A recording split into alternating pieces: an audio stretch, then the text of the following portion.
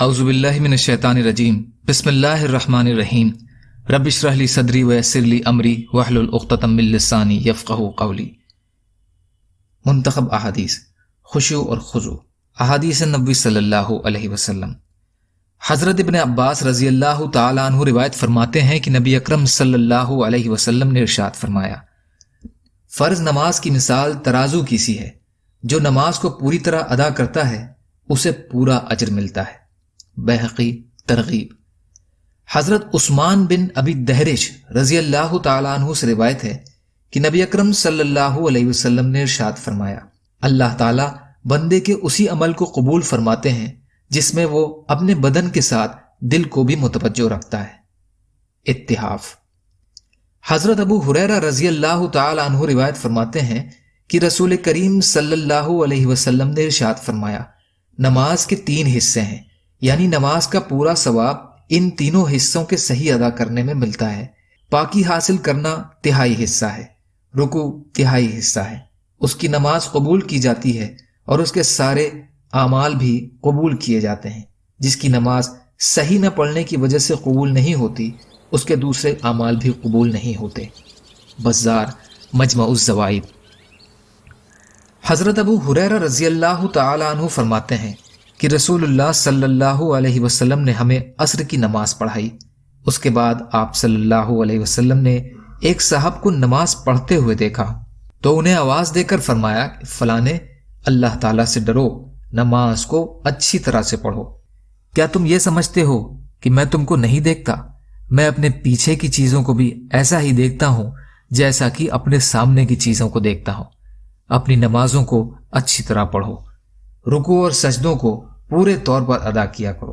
ابن خزیمہ۔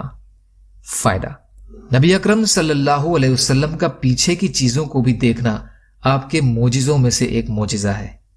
حضرت وائل بن حجر رضی اللہ تعالی عنہ فرماتے ہیں کہ رسول کریم صلی اللہ علیہ وسلم جب رکوع فرماتے تو ہاتھوں کی انگلیوں کو کھلا رکھتے اور جب سجدہ فرماتے تو انگلیوں ملا لیتے۔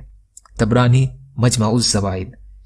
حضرت ابو دردہ رضی اللہ تعالیٰ عنہ فرماتے ہیں، جو شخص 2 رکعت اس طرح پڑھتا ہے کہ اس کا رکوع اور سجدہ پورے طور پر کرتا ہے، اس کے بعد اللہ تعالیٰ سے جو مانگتا ہے اللہ اس کو فوراً یا کسی مصلحت کی وجہ سے کچھ دیر کے بعد ضرور عطا فرماتے ہیں۔ طبرانی، اتحاف۔ حضرت عبداللہ عشری رضی اللہ تعالیٰ عنہ سے روایت ہے کہ رسول اللہ صلی اللہ علیہ وسلم نے ارشاد فرمایا، اس شخص کی مثال جو پورے طریقے پر رکوع نہیں کرتا اور سجدہ میں بھی ٹھونگے مارتا ہے، اس بھوکے شخص کی سی ہے جو 1-2 کھجوریں کھائے جس سے اس کی بھوک دور نہیں ہوتی۔ اسی طرح ایسی نماز کسی کام نہیں آتی۔ طبرانی، ابو یعلا، مجمع الزوائد۔ یا اللہ ہم سب کو کہنے سننے سے زیادہ عمل کی توفیق عطا فرما۔ یا اللہ مظلوموں کی مدد فرما، ہم سب کو اپنی استطاعت کے بقدر اپنا حق ادا کرنے والا بنا۔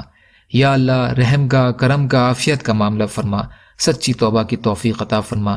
جو پریشان حال ہیں ان کی پریشانیوں کو دور کر دے، جو بیمار ہیں انہیں صحت عطا فرما، جو قرض میں ہیں ان کے قرضوں کو ادا کروا دے۔ یا اللہ آپ جیسا بہتر سمجھیں ویسے ہماری حفاظت فرما۔ یا اللہ رمضان کریم کا حق ادا کرنے والا بنا۔ یا اللہ لیلۃ القدر میں قیام کرنے والا بنا۔ اللہم انا نجعلک فی نحورہم ونعوذ بک من شرورہم۔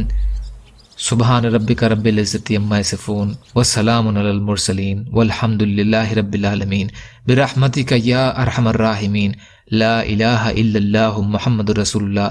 السلام علیکم۔